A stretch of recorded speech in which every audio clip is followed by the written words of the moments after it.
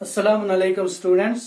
ये वीडियो जो है क्लास 10 के लिए है, जिसमें हम पढ़ रहे थे pairs of linear equation in two variables, जिसमें हमने ऑलरेडी 3 मेथड करके आए। एक आया था आपके पास अलजेब्रिकली एंड ग्राफिकली, दूसरा आपके पास सब्स्टिट्यूशन मेथड, तीसरा आपके पास एलिमिनेशन मेथड थे।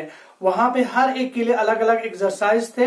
अब जिस एक्सरसाइज के बारे हम बात कर रहे हैं वो आपके पास है 3.5 वाला एक्सरसाइज। इसमें आपको और एक नया मेथड देखने को मिलेगा। उस मेथड का नाम है आपके पास क्रॉस मल्टीप्लिकेशन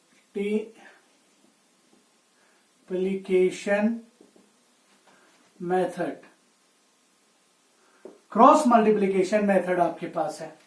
ये क्रॉस मल्टीप्लिकेशन मेथड क्या है उसको हम जब आप एक्सरसाइज करोगे, जब आप क्वेश्चन करोगे, आपको समझ में आ जाएगा कि हम क्या करने जा रहे हैं।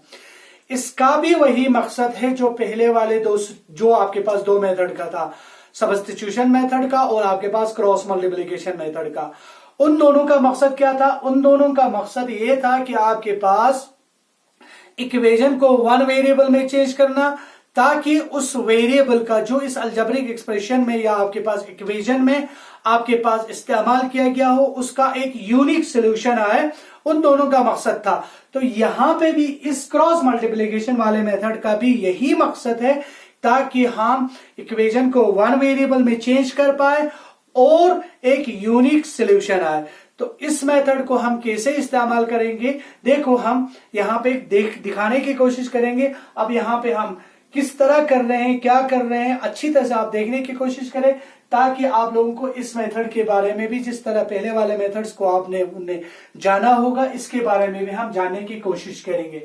तो सबसे पहले इस मेथड को क्लियर करने से पहले मैं यहां पे आपके पास इसका जनरल फॉर्म लिखना चाहता हूं। वो क्यों लिख रहे हैं वो आपको समझ में आ जाएगा।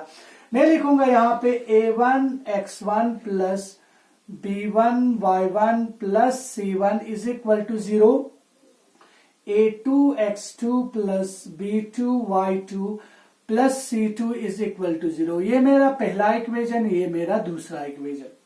देखो यहां पे इसको मैंने इसे लिखा। जब हमने सब्स्टिट्यूशन मेथड और एलिमिनेशन मेथड में जब हमने किया था, तो वहां पे हमने जनरल फॉर्म को कैसे रखा था?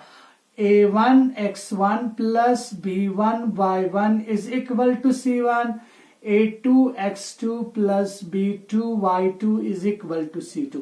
ये पहला इक्वेशन, ये दूसरा इक्वेशन। देखो यहां पे अगर आप इन दोनों को कंपेयर करके अगर आप डिफरेंस देख रहे हो, तो यहां पे क्या हो रहा है? यहां पे हमने हमेशा इक्वेट टू कांस्टेंट टर्म रखा था। जब आपको वहां पे इक्वेशन लिखे थे, हमने कैसे लिखा था?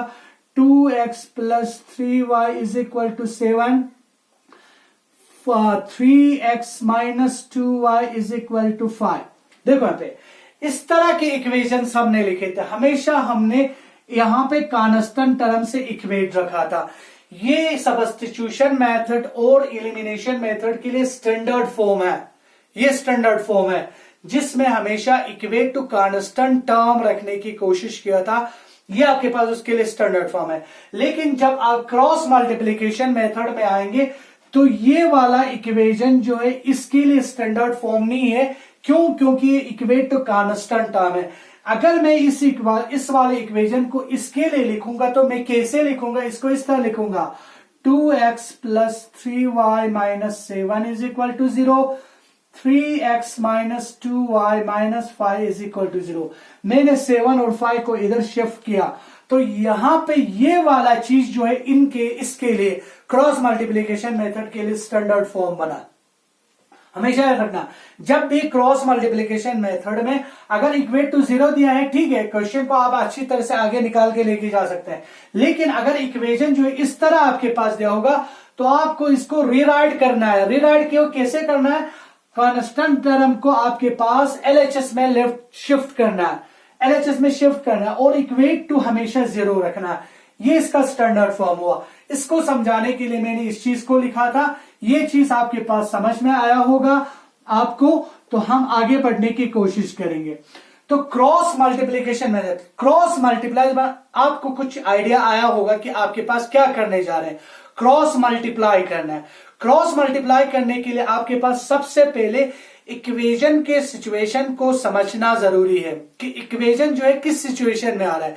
जो सिचुएशन हमने इंट्रोडक्शन में 3 सिचुएशन पढ़े थे, कंसिस्टेंट और इनकंसिस्टेंट में, ठीक है ना। तो वो कैसे था, वो ऐसे था आपके पास, अगर मैं consistent with no new information वाला लिखूं तो मैं कैसे लिखूंगा, A1/A2 is equal to B1/B2 is equal to C1/C2 लिखूंगा। अगर मैं रॉन्ग इंफॉर्मेशन वाला लिखूंगा तो A1/A2 is equal to B1/B2 is not equal to C1/C2 लिखूंगा।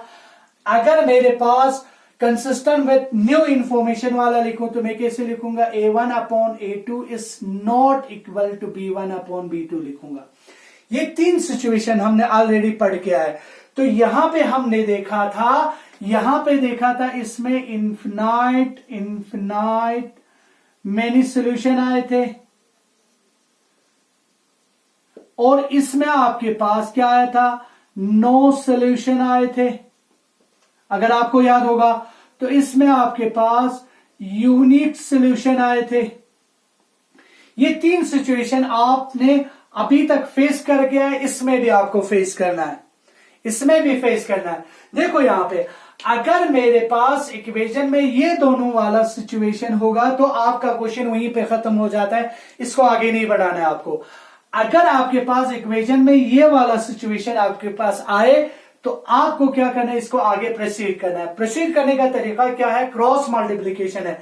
तो उसका फॉर्मूला आपके पास कैसे बनेगा, ऐसे बनेगा। देखो यहां पे मेरे पास जो भी वेरिएबल यहां पे इस्तेमाल किया गया इसको इस तरह लिखना है और कांस्टेंट को 1 से रिप्रेजेंट करना है।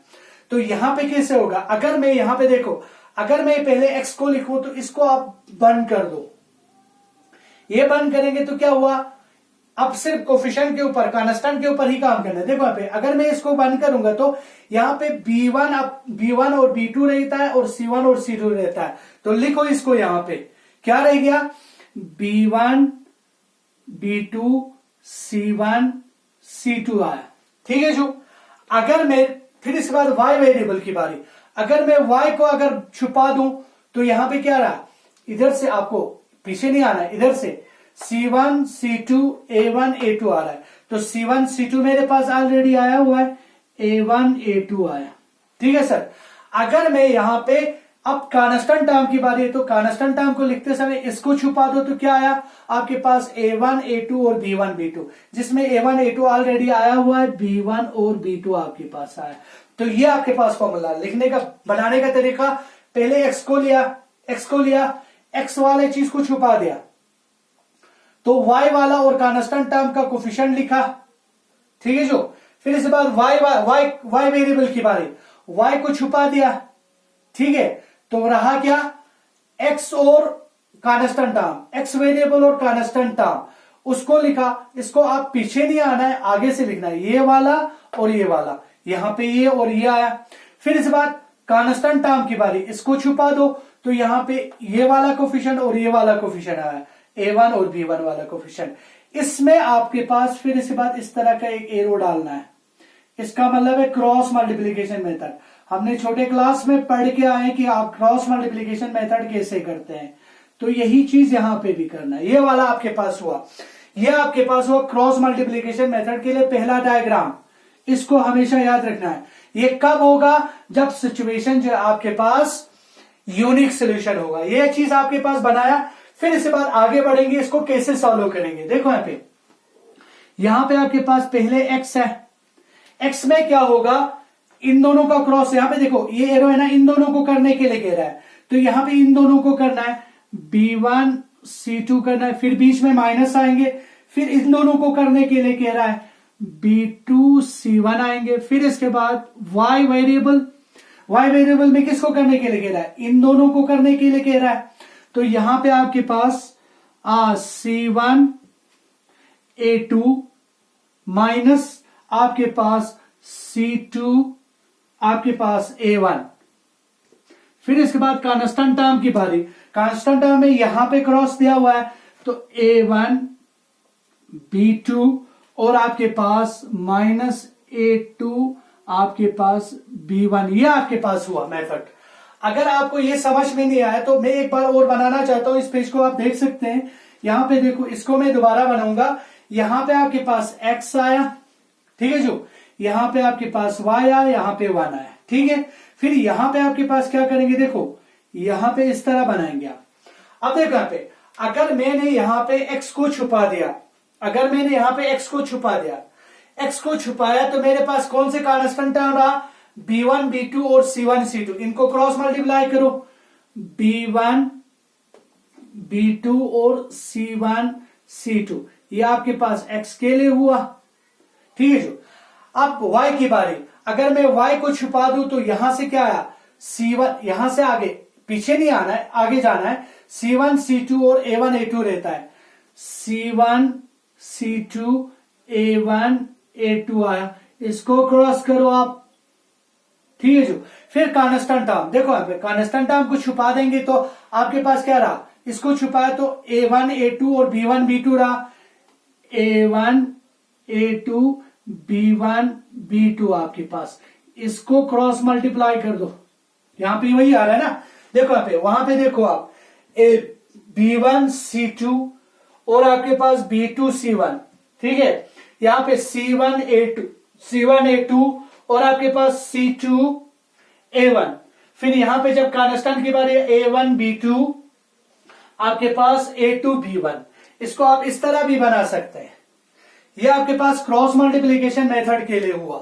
तो ये कब करेंगे, हमेशा याद रखना, जब आपका सिचुएशन जो है यूनिक सॉल्यूशन में फॉल करेंगे तब आपको करना है, नहीं तो आपको खत्म करना है। अगर आप अभी, हम इंशाल्लाह रहमान आपको एक एग्जाम्पल के जरिए आपको समझाने की कोशिश करेंगे, देखेंगे क्या कर सकते हैं।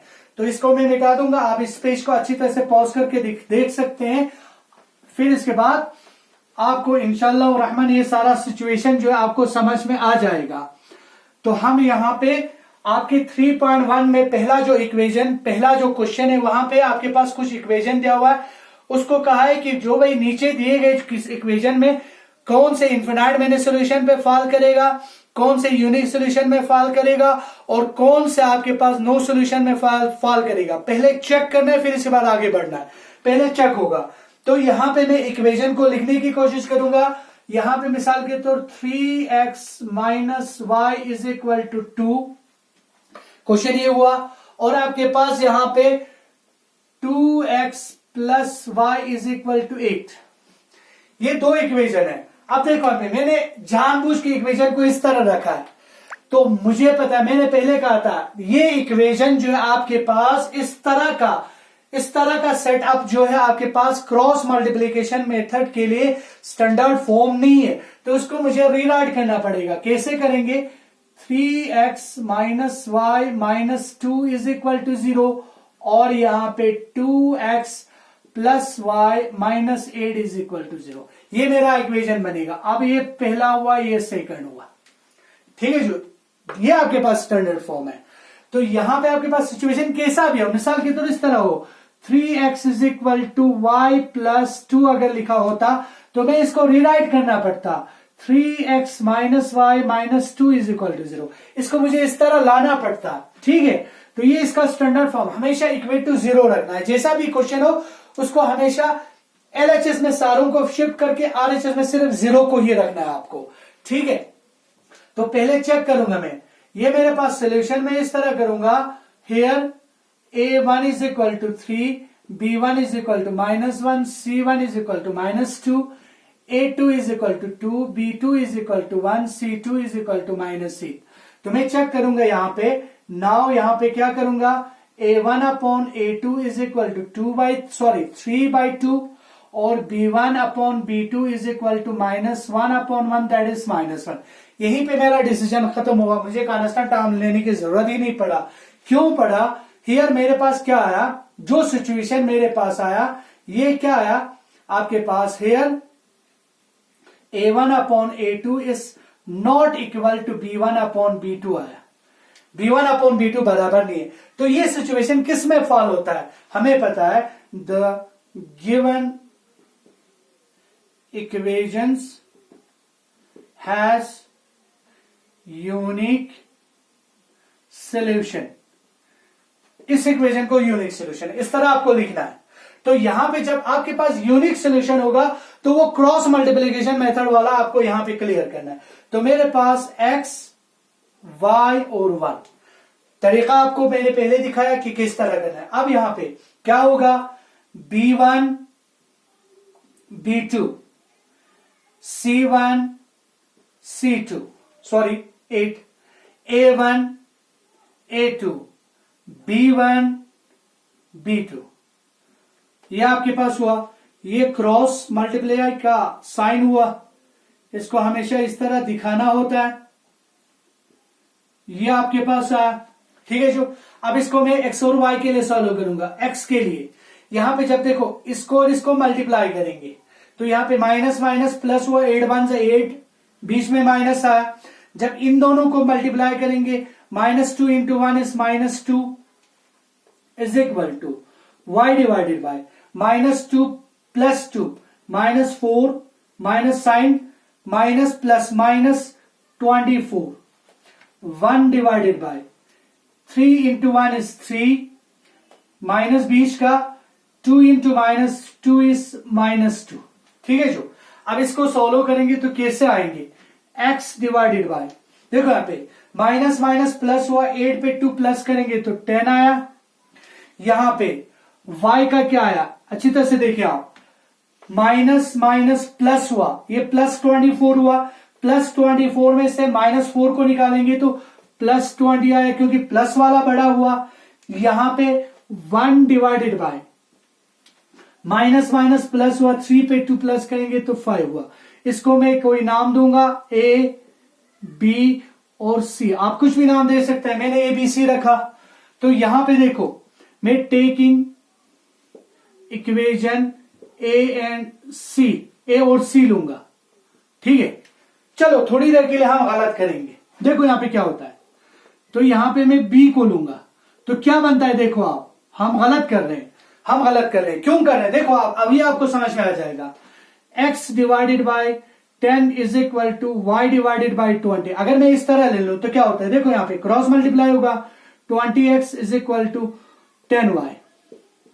तो देखो यहां पे ये इक्वेशन आपके पास 2 variable, linear equation in 2 variable बना। तो ना मैं इसको x के लिए सॉल्व कर सकता हूं, ना मैं y के लिए सॉल्व कर सकता हूं। अगर इसको मैं सॉल्व करूं भी तो मुझे इन दोनों में से एक का वैल्यू पता होना चाहिए, तब मैं सॉल्व कर पाऊंगा, नहीं तो ये इधर ही अटक गए। तो हमेशा याद रखना, जब भी इक्वेशन को अगर आप सॉल्व करेंगे तो वहां पे एक ही अननोन होना चाहिए, तब जाके आप अपने मकसद तक पहुंचेंगे। तो यहां पे मैं क्या लूंगा, take in equation a and c लूंगा, a और c लेने से क्या होगा, देखो यहां पे 1/5 आएंगे। तो यहां पे क्रॉस मल्टीप्लाई होगा तो 5x इज इक्वल टू 10। ये देखो ये इक्वेशन 1 वेरिएबल में चेंज हुआ, तब जाके मैं इसमें से एक यूनिक सोल्यूशन निकाल पाऊंगा। 10 divided by 5 x is equal to 2, ये आपके पास हुआ। अब मैं लूंगा taking equation b and c, तो मेरे पास क्या, y divided by 20 is equal to 1/5, 5y is equal to 20, y is equal to 20/5, y is equal to मेरे पास आया 4। देखो यहां पे इसका भी यही मकसद है ना, देखो यहां पे हम कामयाब हो गए x और y का एक यूनिक सोल्यूशन निकालने के लिए। तो इसका भी यही मकसद है कि आपके पास एक यूनिक सोल्यूशन निकले। तो ये चीज आपके पास, अगर आप पहले क्वेश्चन को अगर आप देखें ना, आपको इसको इस तरह लेके आना है। चलो हम दूसरा टाइप लेंगे, तो इसको आप अच्छी तरह से पॉज करके देख सकते हैं।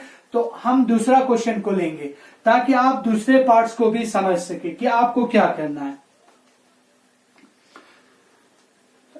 देखो यहां पे मैं दूसरा इक्वेशन लूंगा इस तरह, मिसाल के तौर सेकंड एग्जांपल मैं लूंगा इस तरह। देखो यहां पे मैं लूंगा 2x plus y minus 4 is equal to 0। यहां पे लूंगा मैं 6x plus 3y minus 12 is equal to 0। ये मेरा पहला इक्वेशन, ये मेरा सेकंड इक्वेशन। जिस तरह का होना चाहिए, जिस स्टैंडर्ड फॉर्म में होना चाहिए, मेरा इक्वेशन उसी स्टैंडर्ड फॉर्म में। इसमें मुझे रीराइट करने की जरूरत नहीं है क्योंकि इक्वेशन जो इक्वेट टू 0 रखा गया, ठीक है जो। अब यहां पे मैं चेक करूंगा solution, here a1 is equal to 2, b1 is equal to 1, c1 is equal to -4, a2 is equal to 6, b2 is equal to 3, c2 is equal to -12. अब मैं चेक करूंगा, now a1 upon a2 is equal to 2 upon 6, that is 1 upon 3, 1 upon 3, 2 1 2, 2 3 b1 upon b2 is equal to 1 upon 3 और c1 upon c2 is equal to -4 upon -12, minus minus के 3 फिर से 1 upon 3. जो situation यहां पे बना ना, हियर मेरे पास क्या बना, a1 upon a2 is equal to b1 upon b2 is equal to c1 upon c2 बना. सिचुएशन मेरा ये बना. तो ये अगर ये सिचुएशन होगा तो इसका मतलब ये दोनों इक्वेशन एक ही हुआ. जब आपके पास एक ही इक्वेशन में 2 अननोन होगा तो वहां पे ऑब्वियसली वहां पे आपके पास क्या आएंगे, इनफिनाइट मैनी सोल्यूशन होगा. तो इस सिचुएशन में हम क्या लिखेंगे, the given equation has infinite many solution. इसमें इनफिनाइट मैनी सोल्यूशन है. क्यों है? The situation is this, the situation says the equation is consistent but it has no new information provided. इसको कोई भी नया इंफॉर्मेशन प्रोवाइड किया गया नहीं है. अगर मिसाल के तौर थोड़ी देर के लिए हम मानेंगे इसी इक्वेशन को लेंगे 2x plus y minus 4 is equal to 0, लेकिन जब दूसरा लेंगे तो हम इस तरह लेंगे 6x plus 3y minus 13 is equal to 0. अब यहां पे देखो, इसमें सिचुएशन क्या बनेगा, ये तो 1/3 सेम ही रहेगा, ये भी 1/3 सेम ही रहेगा, लेकिन जब इसमें मैं c1/c2 को लूंगा तो क्या होगा, -4/-13 होगा, जो 4/13 के बराबर है. देखो यहां पे सिचुएशन क्या बना, a1/a2 is equal to b1/b2 is not equal to c1/c2 बना. तो इस सिचुएशन में आपके पास इक्वेशन में क्या हो रहा है, कोई भी इंफॉर्मेशन रॉन्ग इंफॉर्मेशन दे रहा है. रॉन्ग इंफॉर्मेशन वाले में क्या होता है, आपके पास कोई भी सोल्यूशन नहीं होता. तो मैं यहां पे उस सिचुएशन में क्या लिखूंगा, the equation has no solution. इस इक्वेशन को कोई सोल्यूशन नहीं बनेगा. तो ये सिचुएशन आपको पहले क्वेश्चन में 5.3 के पहले क्वेश्चन में आपको फेस करने को मिलेगा इंशाअल्लाह रहमान. मुझे उम्मीद है आप लोगों को समझ में आया होगा. तो नेक्स्ट वीडियो में आपके पास दूसरे इक्वेशन क्वेश्चन को हम लेके आएंगे. तब तक वस्सलामु अलैकुम व रहमतुल्लाहि व बरकातुहू.